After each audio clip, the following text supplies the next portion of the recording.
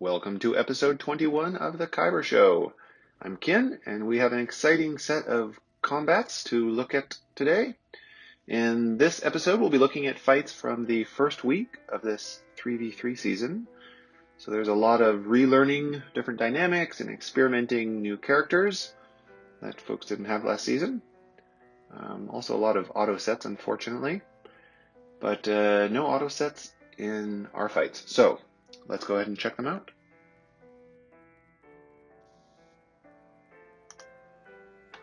Alright, this fight here is an interesting one.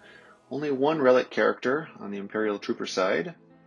Now with R2-D2's first move, Burning or Stun, both are good, but probably better to go after Piet, because he is the real generator of turn meter at the beginning of the fight here, but Stun is certainly fine too.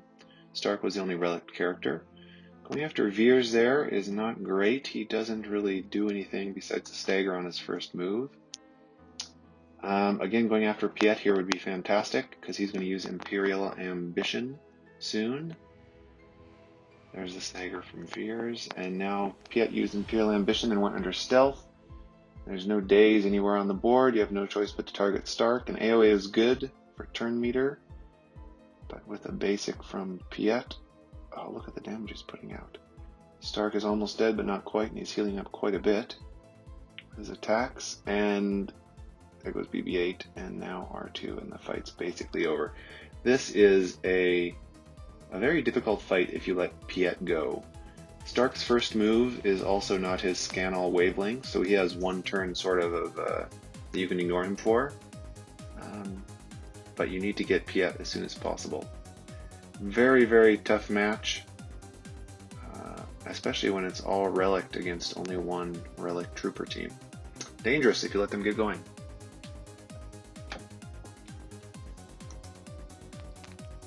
Here is another interesting fight. Sidious moves first because of Maul's TM gain. And here it's actually probably better not to use Assault Team. It's better to save that for the days and for some healing immunity that Sidious is going to give out. Yeah, there's the days. Better to do the damage boost.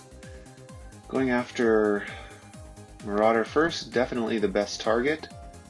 He almost died there, that's good. Oh, no, he's under stealth.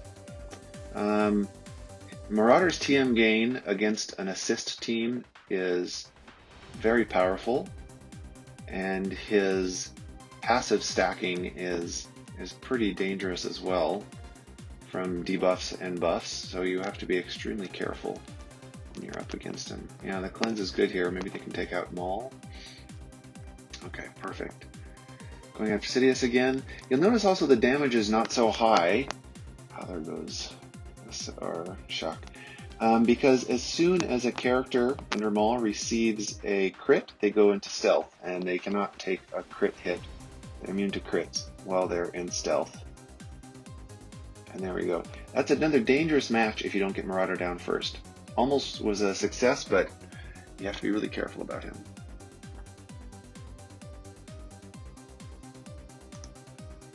So, talking about synergy, here we have a great example of fantastic synergy.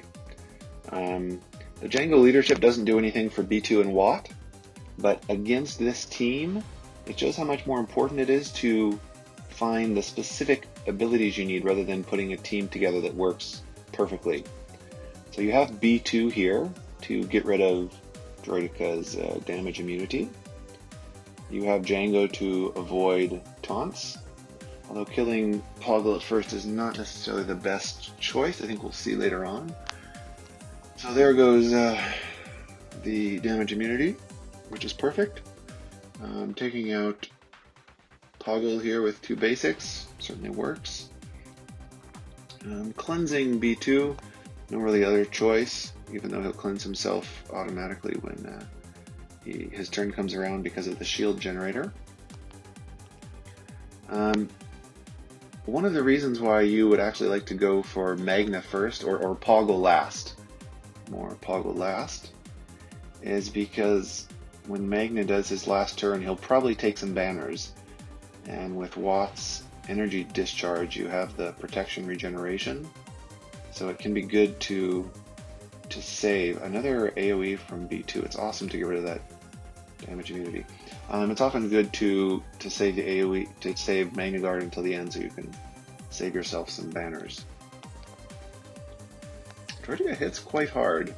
He's definitely a dangerous character in 3v3, especially with the evades, because he has some evasion built into his kit.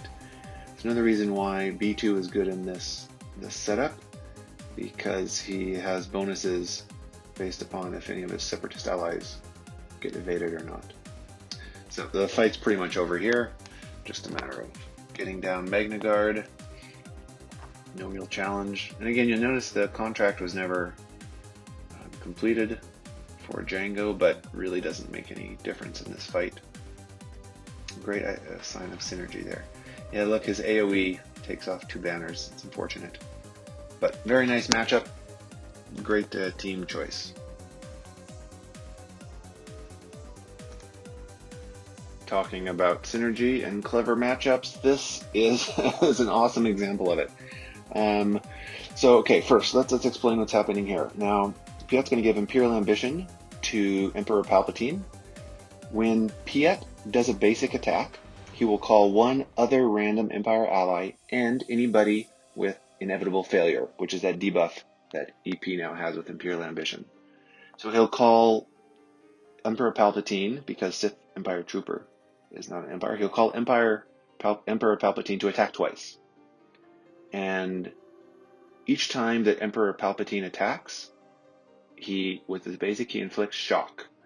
And then after his basic attack, as part of his basic attack, he gets 15% turn meter for each target with shock. So he shocked Asajj at the beginning here, and then with his next attack, he shocked Django.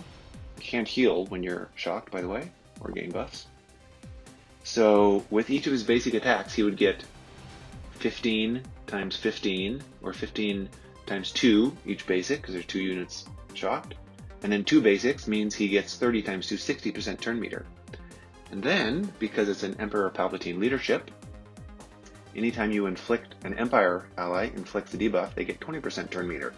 So every time Piet uses his basic, and there's 2 units that are shocked, EP is going to get 100% turn meter.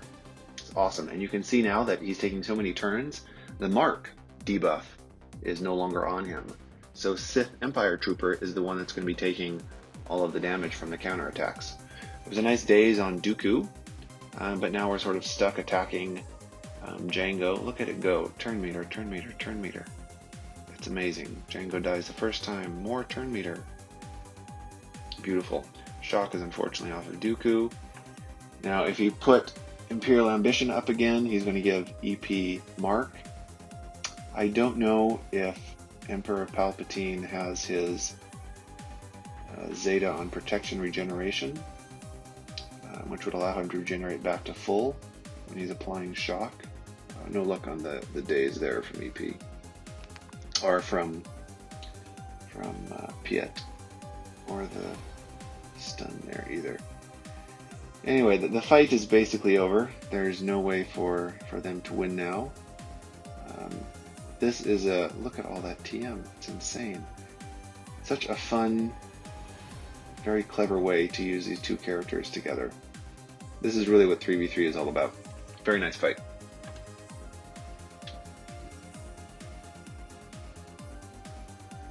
Thank you for watching another episode. As always, if you have any feedback, I'd love to hear it in the comments or in Discord or whatever.